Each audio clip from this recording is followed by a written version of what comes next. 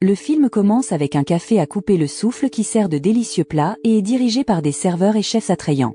Cependant, ce n'est pas un café ordinaire. C'est le café des anges, un lieu où des anges punis pour leurs méfaits aident les humains avec leurs problèmes. Ce café unique n'est pas situé dans le monde des humains mais dans une dimension différente, et seuls les humains sélectionnés avec des cartes d'invitation peuvent y dîner. Il s'appelle Soulplat.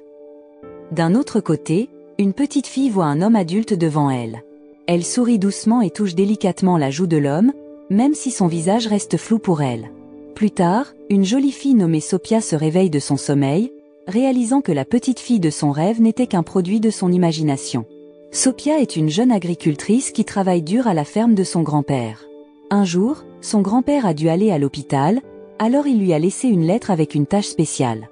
Il a demandé à Sophia de continuer son travail chaque mercredi soir parce qu'il recevrait des commandes de fruits et légumes à ce moment-là. Son grand-père voulait qu'elle sélectionne soigneusement les meilleurs produits et les livre directement à leurs clients. Il lui a également donné un beau collier en signe de confiance. À minuit un mercredi, Sophia a reçu une commande d'un café appelé Soulplat. Le lendemain, elle a cueilli les fruits et légumes demandés et les a livrés en personne au café. Pendant ce temps, au café Soulplat, les anges ont reçu une notification indiquant qu'un humain choisi arriverait. Les anges étaient un peu perplexes car les ingrédients pour la nourriture n'étaient pas encore arrivés. Utilisant Google Maps, Sophia a finalement trouvé son chemin vers Soulplat. À son arrivée, les anges étaient soulagés de la voir. Un des anges, nommé Muriel, était captivé par la beauté de Sophia. Cependant, Sophia est restée calme et a demandé de l'aide pour la livraison. Elle ne savait pas qu'elle avait pénétré dans une autre dimension et qu'elle interagissait avec des anges. Peu après, un ange nommé Raviel s'est énervé contre Sophia. Il a demandé comment une simple humaine comme elle pouvait être là. Sophia était confuse par les mots de Raviel car elle pensait que c'était juste un café ordinaire. Puis, elle se souvint soudain de son rêve de l'homme au visage à peine visible, qui ressemblait à Raviel. Elle allait demander à Raviel s'il se connaissait quand il a brusquement saisi le collier que son grand-père lui avait donné. Raviel lui a alors demandé comment elle avait obtenu ce collier. À la surprise de Sophia, le collier était quelque chose que seuls les anges possédaient. Voyant la réaction de Raviel, elle s'est agacée et a expliqué que c'était un cadeau de son grand-père. Muriel a pris le collier de Raviel et l'a rendu à Sophia, lui conseillant d'en prendre soin car il n'y en avait qu'un seul au monde. Grâce au collier, Sophia pouvait entrer librement dans cette dimension. Après cette rencontre tendue, elle s'est présentée correctement quand les choses se sont calmées. Sophia a déclaré qu'elle allait maintenant reprendre le travail de son grand-père de livrer des produits à Soulplat. Cependant, Raviel, le chef cuisinier du café, l'a ignoré et est parti brusquement. Muriel, qui était naturellement amical et charmant, a chaleureusement accueilli Sophia. Avant de partir, Sophia a pris un moment pour observer l'atmosphère du café. Elle a pensé en silence que cet endroit ressemblait à un terrain de jeu pour les riches. À sa grande surprise, Raviel est réapparu et a clarifié que le café n'était pas seulement pour les enfants de riches. Sophia était étonnée car elle avait seulement pensé cela en silence. Elle a demandé une fois de plus s'ils s'étaient déjà rencontrés, et Raviel a fermement déclaré qu'ils ne s'étaient jamais croisés dans le passé, dans ses rêves ou dans le futur. En rentrant, Sophia ne pouvait pas se débarrasser de ses pensées sur la remarque étrange de Raviel. Elle se demandait pourquoi il avait dit qu'ils ne se rencontreraient pas dans le futur. Après tout, personne ne peut prédire ce que l'avenir réserve. Pendant ce temps, il y avait un couple dans la voiture derrière elle, et ils étaient les choisis pour dîner au café Soulplat. Ils étaient en pleine dispute et ne remarquaient pas la voiture de Sophia devant eux. Leur voiture allait se percuter, et dans ce moment de peur et de résignation, ils ont tous deux crié.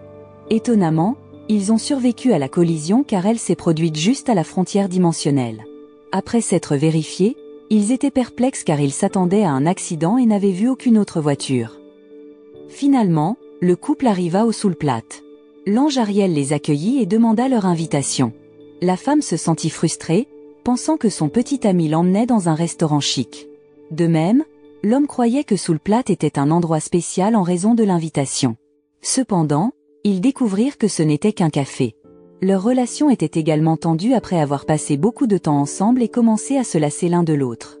Ariel leur tendit un menu avec un seul plat recommandé, du tteokbokki et quelques amuse-gueules. Ils n'eurent pas d'autre choix que de le commander. Raviel, le chef cuisinier, ne mit pas longtemps à préparer leur commande. Quand les plats arrivèrent à leur table, la femme était de mauvaise humeur et n'avait pas envie de manger. Elle ne pouvait pas croire qu'on leur servait de la nourriture de rue dans un café, même si le tteokbokki avait l'air raffiné. L'homme était aussi déçu mais décida d'y goûter puisqu'il était déjà servi. En prenant la première bouchée, des souvenirs de son passé avec sa petite amie lui revinrent en mémoire. Elle avait l'habitude de préparer du tteokbokki avec de la confiture de fraises pour lui lorsqu'ils étaient à l'étranger, car il n'aimait pas les plats épicés. Réalisant que le goût était identique, il le partagea avec sa petite amie, et ils se remémorèrent ces moments heureux. Ils rirent et décidèrent de cuisiner ce plat ensemble à l'avenir. Finalement, ils comprirent que se sentir ennuyé dans une relation à long terme était normal et qu'ils devaient seulement chérir leurs beaux souvenirs pour surmonter cela.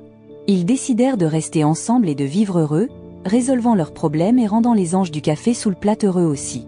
De son côté, Sophia demanda à l'un des collègues de son grand-père des informations sur le café sous le plat, mais il n'en savait rien, laissant Sophia encore plus perplexe. Elle découvrit plus tard que son grand-père fournissait des produits gratuitement au café, ajoutant à sa confusion. Peu de temps après, une autre commande arriva de sous le plat à minuit un mercredi, et Sophia se rendit de nouveau au café le lendemain. Cependant, cette fois, elle ne porta pas le collier de son grand-père en raison de la réaction étrange de Raviel la dernière fois qu'elle l'avait porté. À la frontière dimensionnelle, sa voiture s'arrêta soudainement, et malgré ses tentatives pour la réparer, elle resta immobile.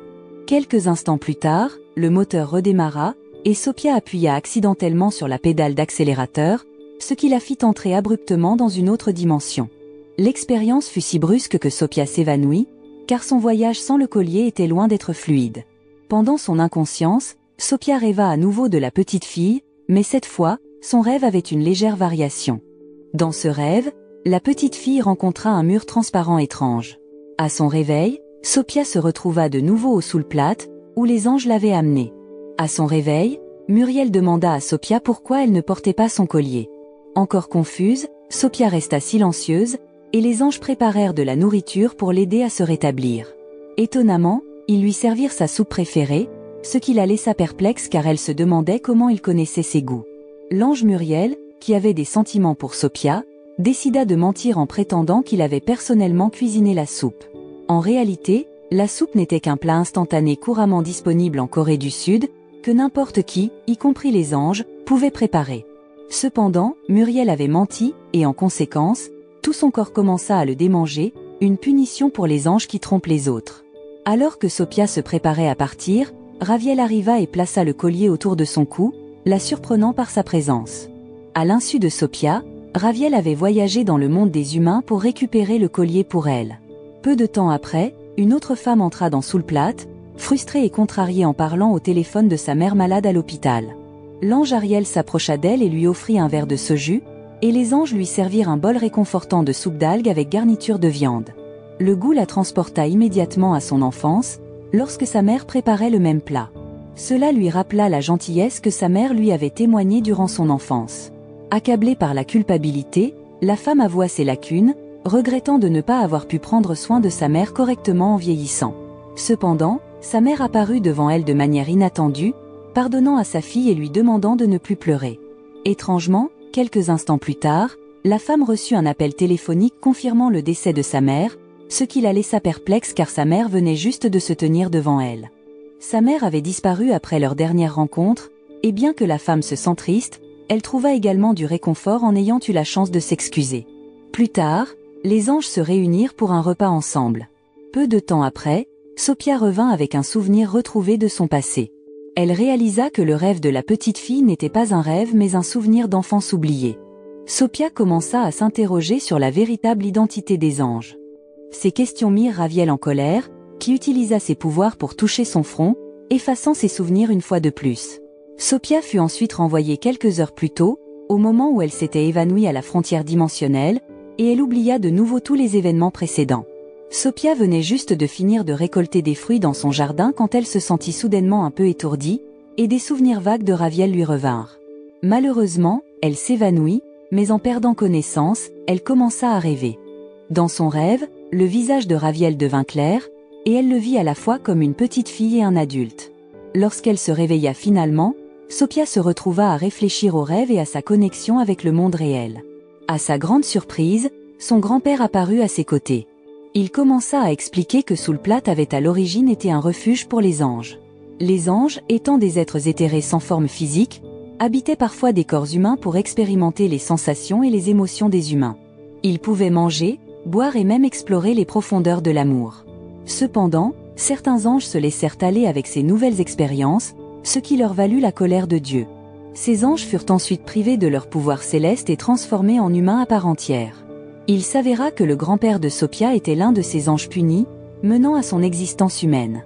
Cette révélation signifiait que Sophia, en tant que descendante, possédait la capacité de voir les anges. Tout au long de son enfance, Sophia avait souvent joué avec Raviel, ce qui était inhabituel car il restait invisible pour les humains ordinaires, amenant les autres à croire que Sophia jouait seule. En grandissant, un amour profond naquit entre Sophia et Raviel, et ils se promirent de se marier un jour.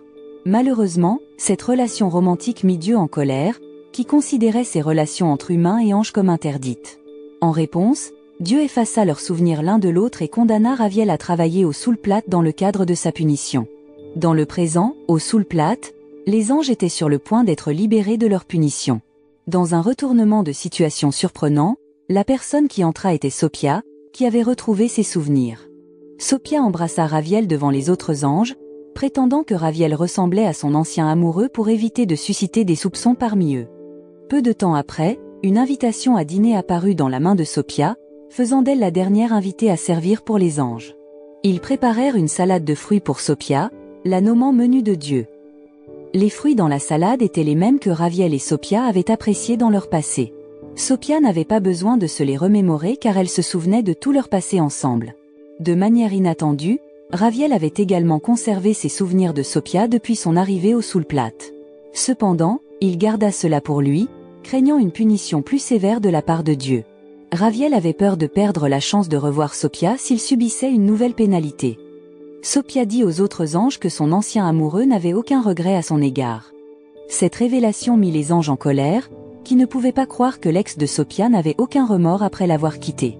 En vérité, les autres anges étaient prêts à prendre la vie de son ex avant de retourner au paradis, ignorant que l'ex auquel Sophia faisait référence était Raviel.